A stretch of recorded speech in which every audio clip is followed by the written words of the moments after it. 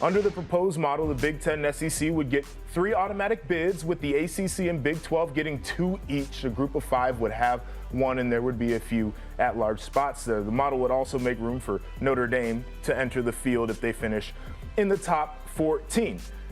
All right, Jake, simple question. Love it or hate it? Okay, I want to just address the 14-team aspect before we talk about the 3-3-2-2-1, because I think they're almost separate pieces of this. So as far as expanding from 4 to 12 to now 14, I'm not even going to say I like it or I love it. I'm going to use the word embrace it. I'm going to get technical with you. You know Newton's first law?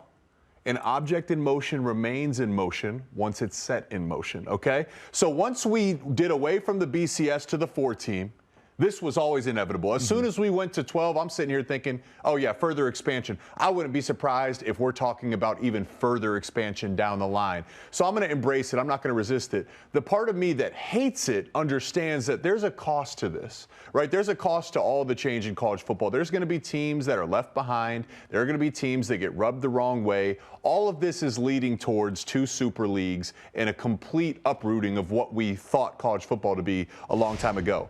Why I do love it, though, JP, as a fan, I like brand on brand. I like good on good. I like games with implications. I'm never going to complain about that. And I'm not going to be one of those people that says, wow, I'm a traditionalist. I'm not watching this anymore. Anyone that's saying that they'd be upset to see Ohio State play Missouri when Ohio State's at full strength competing for a national title is lying, right? I'm here for that piece of it. Now, I know you got some opinions on the structure of it, but as far as further expansion, I'm okay with it. I'm not. I'm not, because I feel like we're trying to act like there are enough teams that are actually competitive for a championship every year. And particularly if we're going to expand it in a way where we're not even necessarily going to have the top 14 teams in there, how does that make sense? What are we actually trying to do here? Are we trying to create TV inventory, which, yes, is the answer? Are we trying to create access and participation, or are we trying to crown a true champion? And I just don't feel like it's done. I'm glad we brought this back up, and I want to leave it here for a sec, Dennis. My biggest problem with expansion in general has been the automatic bids, right? Has been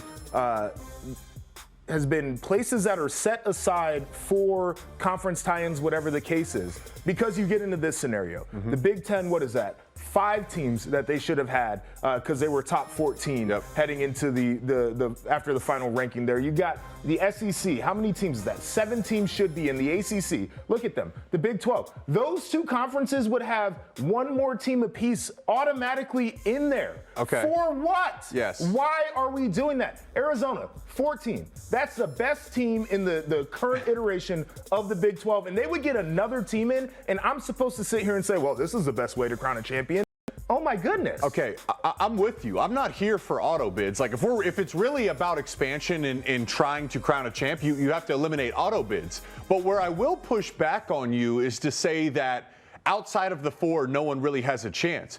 Georgia would have got in. They certainly had a chance. Ohio State, Michigan was a great game. Sure. Like, I don't know what happens in the rematch. Missouri was a team that made some splashes. Even Penn State, as handicapped as they were offensively last year, they were in games, right? Let me ask you a so you put legitimate Ohio State and here. Missouri in there, and they're at full strength now because of an expanded playoff. Anyone can win. Do you think Penn State's making a run to win a title last year? They're not going to win the title. It's a yes or no.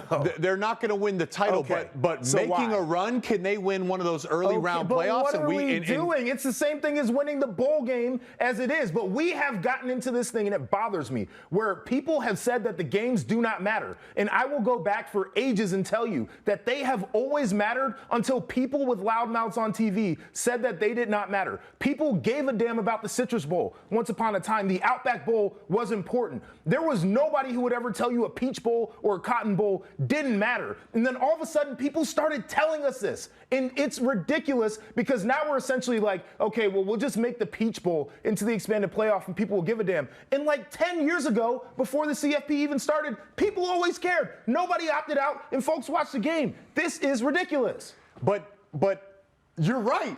And you're it's right. So frustrating. You're right. And yet the thing is we are where we are right now. Man. You're exactly right. Like if we could go back to the life before the 14 playoff, Bro, maybe we're here, maybe we're not. They literally just renamed the BCS bowl games as the expanded playoff, and people are like, "Oh, I care now." I am not an idiot. I know what this is. We're doing exactly what we did before. But we with a different name. We sit here and complain about the fact of the opt-outs. We're saying, man, what can we do to make sure the best players still play in these games so we can have a great viewing experience? This is the answer. I understand what you're saying, but this is the answer, because if you can tell a guy you have a chance for a national title, you're going to get the best players playing. We as viewers benefit from that to see the best on the best. There's part of me that hopes, like in the ACC scenario, for example, where you had Florida State and then there was nobody else in the top 14, that team might have been like UNC. And they've got Drake May this year. And Drake May says, we're not even a top 14 team, and I know we're going to get our butts whooped in this expanded playoff, and I'm about to be a first-round pick. I'm out. I hope that happens just so we can see how dumb this exercise is. So you think there's a world where even in the expanded playoff guys aren't playing? Yes! Absolutely. That's unprecedented to me. I mean, it's unprecedented, but I'm not exactly sure that it could not be the case. Here's another solution to this, though, because with this expanded playoff, we all know what this is about, TV rights, and that's going to be explosive money.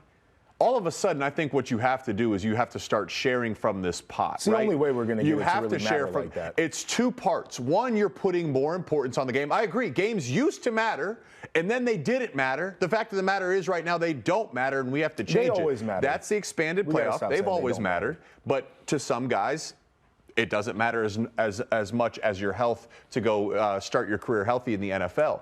Now maybe you can pay these guys a little bit of money because because of all the viewership that's coming. I think that's a better solution than trying to tell me that all those teams are actually capable of winning a title, when we probably would have seen some of those teams lose 2-3 times during the regular season.